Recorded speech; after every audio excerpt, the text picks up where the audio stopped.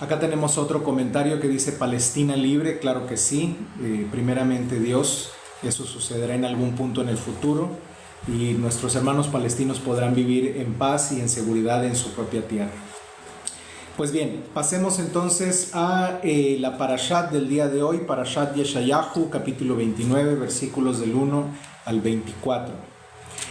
Y dice así: Ay, Ariel, Ariel, la ciudad donde acampó David, añadan año sobre año, que vengan las festividades en sus ciclos. Pero yo pondré a Ariel en aprietos, y habrá dolor y lamento. Ella será para mí como un Ariel, fogón de altar. Porque acamparé contra ti en círculo, te sitiaré con muros de asedio, y levantaré contra ti rampas de asedio. Y hablarás desde lo más bajo del suelo, y tu voz saldrá del polvo. Tu voz desde la tierra se oirá como un fantasma, tu voz susurrará desde el polvo. Y la multitud de tus enemigos será como el polvo fino, y la multitud de los fuertes como la polvareda que pasa. Y sucederá de repente en un momento. Yahvé de los ejércitos te visitará con truenos, con terremotos, y con gran ruido, con torbellino y tempestad, y llama de fuego, de fuego consumidor. Entonces, como un sueño, como una visión de la noche, será la multitud de naciones que guerrearán contra Ariel, y todos los que la asedian, y el asedio contra ella, y los que la ponen en aprietos. Y sucederá como el que tiene hambre y sueña, y le parece que come pan, pero cuando despierta tiene el estómago vacío. O como aquel que tiene sed y sueña, y él parece que bebe, pero cuando despierta se encuentra cansado y sediento. Así sucederá con toda la multitud de naciones que combatan contra el monte Sión. Quédense bobos y pasmados, deslúmbrense y queden ciegos. Están embriagados, pero no con vino, se tambalean, pero no con licor. Porque Yahvé ha echado sobre ustedes un espíritu de sueño profundo, y ha cerrado sus ojos a los profetas, y ha cubierto sus cabezas a los videntes. De modo que toda profecía ha sido para ustedes como las palabras de un documento sellado. Si se lo dan a uno que sabe leer y le piden que lo lea, él dice: no puedo, porque está sellado. Y si le dan el documento a uno que no sabe leer y le piden que lo lea, él dice: no sé leer. Porque dice Adonai, porque este pueblo se me acerca con su boca y me honra solo con sus labios, pero su corazón está muy lejos de mí, y su adoración a mí está basada en mandamientos de hombres, aprendidos de rutina. Por eso volveré a hacer maravillas con este pueblo, maravilla sobre maravilla, y la sabiduría de sus sabios perecerá, y el entendimiento de sus entendidos se eclipsará. Ay de los que esconden bien sus planes de Yahvé, que realizan sus obras en las tinieblas y dicen: ¿quién nos ve? ¿Quién se fija en nosotros? ¡Qué perversidad la suya! ¿Acaso se considera al alfarero como al barro? ¿Acaso lo que se ha hecho dirá de quien lo hizo, él no me hizo? ¿Dirá lo que ha sido formado del que lo formó, él no tiene entendimiento ni control sobre mí? Ciertamente dentro de poco el Líbano, se convertirá en un campo fértil, y el campo fértil será considerado un matorral. En ese día los sordos oirán las palabras del libro, y los ojos de los ciegos verán aún en la oscuridad y en las tinieblas. Entonces los humildes tendrán un gozo creciente mediante Yahvé, y los más necesitados y los hombres se alegrarán en el Santo de Israel. Porque el tirano no será más, el burlador dejará de ser, y serán eliminados todos los diligentes para hacer el mal, los que hacen perder al hombre su caso, porque le ponen trampas al árbitro en la puerta, y con argumentos falsos hacen quedar mal al que tiene la razón. Por tanto, Yahvé, el que redimió a Abraham, ha dicho así a la casa de Jacob: Israel ya no será avergonzado más, ni palidecerá ya más su rostro. Porque cuando él, o sea, sus descendientes, vea lo que ha hecho mi mano en medio suyo, santificarán mi nombre, santificarán al Santo de Jacob y respetarán al Elohim de Israel. Y los confundidos adquirirán entendimiento, y los murmuradores aceptarán la instrucción. Bendito eres tú, Elión nuestro Dios, que nos has ordenado leer la Mikra. Amén. Pasemos entonces a la Derashá. Derashá de este capítulo de Isaías, capítulo 29, versículos del 1 al 24. Hoy abrimos nuestros corazones y nuestras mentes para escuchar la voz profética de Yeshayahu, el profeta Isaías, en su capítulo número 29. El capítulo poderoso, profundo y a veces doloroso porque desnuda la hipocresía religiosa, la ceguera espiritual y el autoengaño del pueblo que dice amar a Dios con los labios, pero cuyo corazón está muy lejos de él. El texto comienza diciendo: ay de Ariel, ciudad donde acampó David. Añadan año a año, celebren las fiestas, dice Isaías 29:1. Aquí aparece la palabra hebrea Ariel, que literalmente significa león de Dios. Ari significa león y él es de Elohim, de Dios. Pero también puede referirse al altar de los korbanot, de los sacrificios, el lugar donde el fuego divino consume las ofrendas. Desde una mirada lingüística, Ariel comunica fuerza, santidad y juicio.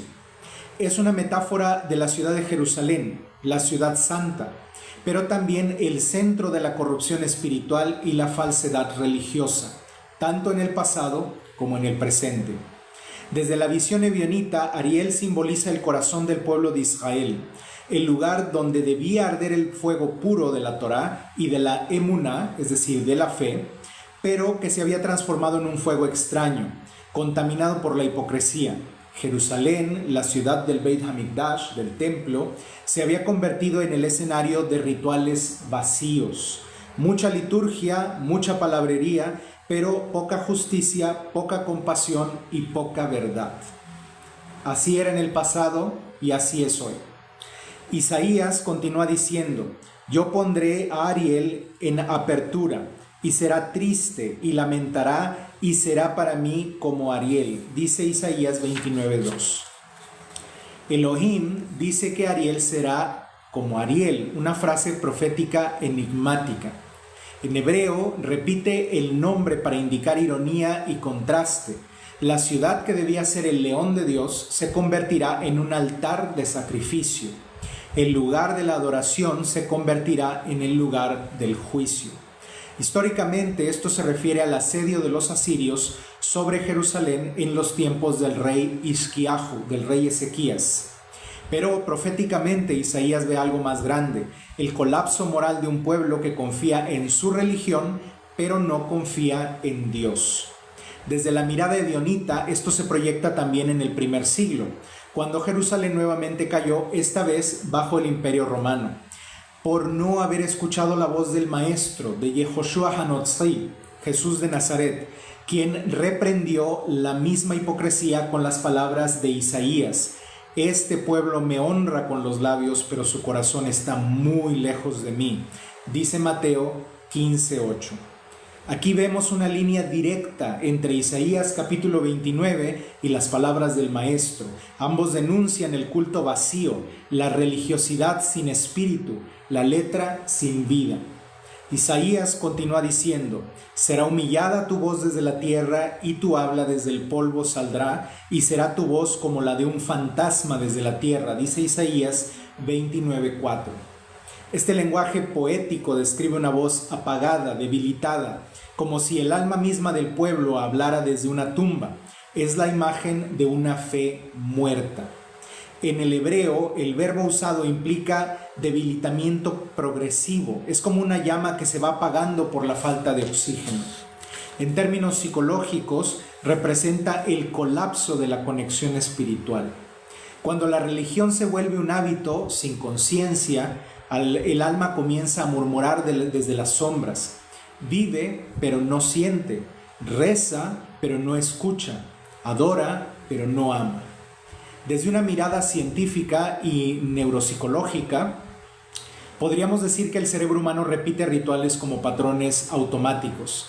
Cuando se elimina la emoción, la empatía y la conciencia moral, el sistema límbico se apaga y la espiritualidad se convierte en mera mecánica. Isaías, sin saber de neurociencia, lo expresó con genialidad profética: tu voz hablará desde el polvo. Isaías prosigue: porque Yahvé ha derramado sobre ustedes el espíritu de sueño y cegó sus ojos, los profetas y sus gobernantes, los videntes, a todos los cubrió. Dice Isaías 29:10. El texto dice literalmente en hebreo: Kinisach Adonai Aleichem Ruach Tardemá, porque el Eterno ha derramado sobre ustedes un espíritu de sopor. Eso es lo que dice si lo traducimos literal. Aquí Ruach Tardemá es una expresión fuerte.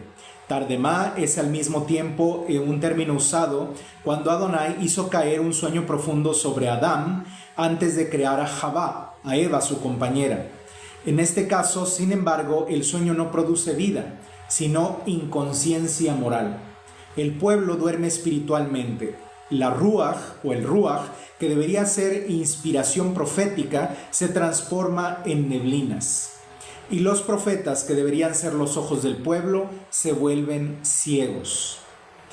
Desde la Halajá Evionita, este pasaje enseña que la ceguera espiritual no proviene de Dios como castigo, sino como consecuencia natural del autoengaño. Los israelitas de aquel tiempo se engañaban con sacrificios y rituales en el Beit HaMikdash, creyendo que estaban cumpliendo cuando en realidad solamente era ritualismo vacío. Algo muy parecido a lo que sucede con muchas ramas del judaísmo hoy en día. Están llenas de ritualismo vacío, pero simplemente no están adorando a nadie. Quien insiste en vivir en hipocresía termina autoanestesiando su conciencia. Así como un músculo deja de responder cuando se le ignora, el alma deja de sentir cuando se acostumbra al pecado. El corazón del capítulo llega en los versículos 13 y 14, más o menos a la mitad. Pues dice Adonai: porque este pueblo se acerca a mí con su boca y con sus labios me honra, pero su corazón está lejos de mí y su temor de mí no es más que un mandamiento de hombres que les ha sido enseñado. Por tanto, he aquí que añadiré a este pueblo maravilla sobre maravilla, y perecerá la sabiduría de sus sabios y se desvanecerá la inteligencia de sus entendidos. Dice Isaías 29, 13 y 14. En hebreo la frase con sus labios me honran es ufiv kavduni, literalmente me glorifican con su boca. Esto es un acto externo de kavod, de honor, pero no es algo interno. Aquí se condena la esencia de la hipocresía religiosa, la desconexión entre la forma y el contenido, entre el ritual y el corazón. Isaías no está criticando el culto ni la Torá, está criticando el vacío espiritual de ese culto. Cuando los mandamientos se convierten en mitzvot anashim melumadah, mandamientos de hombres aprendidos por repetición, el término melumadah proviene de la raíz lamad, que significa aprender. Indica algo que se hace por costumbre, no por conciencia. Es la fe repetida sin reflexión, la liturgia sin amor a Dios. Desde una perspectiva evionita, podríamos decir que Isaías denuncia la disonancia espiritual. Cuando el pensamiento, la emoción, la acción no están alineados, se produce un estado de duplicidad interior. El alma se encuentra dividida. El profeta añade que como consecuencia perecerá la sabiduría de los sabios. Esto tiene una dimensión histórica clara. Cuando Jerusalén fue invadida, sus líderes, los políticos y los religiosos, se derrumbaron. Pero también es un principio universal. Cuando la religión pierde su corazón, la sabiduría humana se convierte en vanidad. En términos científicos y sociales, podríamos decir que las civilizaciones que reemplazan la ética por el ritual terminan colapsando. La historia lo demuestra una y otra vez. La pérdida de coherencia moral precede a toda caída social. Pero Isaías no deja la historia en tragedia. Como todo profeta verdadero, después del juicio anuncia restauración. En aquel día oirán los sordos las palabras del libro, y los ciegos, los ojos de los ciegos verán en medio de la oscuridad. Dice Isaías 29:18. Aquí aparece un lenguaje mesiánico. Los sordos que oyen y los ciegos que ven son símbolo de renovación espiritual y de un despertar. El Sefer, el libro, representa la Torá viviente, que los ebionitas reconocemos manifestada en el maestro Yehoshua, en el maestro Jesús, la palabra hecha acción, la enseñanza encarnada. La ceguera se cura no con milagros físicos, sino con la luz interior, con el despertar del Ruach Emet, el espíritu de verdad. Y continúa: entonces los humildes aumentarán su gozo en Adonai, y los más pobres de los hombres se alegrarán en el Santo de Israel. Dice Isaías 29:19. Aquí se revela el corazón de la teología ebionita. La palabra pobre, en hebreo ebionim, es la raíz de nuestro nombre, del nombre de nuestra comunidad. Los ebionim somos los humildes, los que no confiamos en el poder, ni en el oro, ni en las estructuras religiosas, sino en la justicia, la misericordia, la fe y, por supuesto, confiamos en el Creador. Isaías anuncia que cuando la hipocresía caiga, los ebionim se alegrarán, porque su fe sencilla será vindicada. La emuná de los pobres en espíritu será la que renueve al mundo. Desde la halajá ebionita, este texto nos llama a una práctica coherente. No basta con observar las mitzvot de la Torá, debemos hacerlo con lev shalem, con un corazón íntegro. No basta con estudiar la Torá, debemos encarnarla en la justicia social. No basta con hablar de Malchut Hashamayim, del reino de los cielos. Debemos de vivir como ciudadanos de ese reino desde ahora. El abodá, el servicio divino o el servicio que damos al Creador, sin Gesed, sin misericordia, es ruido. El sacrificio, sin teshuvah, sin arrepentimiento, es teatro. Isaías nos pide que revisemos nuestras motivaciones. ¿Por qué hacemos lo que hacemos? ¿Por amor al Creador o por hábito? ¿Por costumbre, por miedo o por tradición vacía? Desde la psicología moderna sabemos que el cambio genuino no ocurre desde la represión, sino desde la conciencia. Isaías anticipa este principio: el despertar espiritual no vendrá por castigo, sino por iluminación. Yehoshua, nuestro maestro, el maestro Jesús, lo expresó de modo similar. Dijo: conocerán la verdad y la verdad les hará libres. Dice Juan 8:32. El cerebro humano tiende a proteger sus patrones, incluso cuando son destructivos. Isaías llama a romper esta estructura rígida interior, esa kefiyut, que en hebreo significa obstinación, para abrirnos a la renovación de Dios.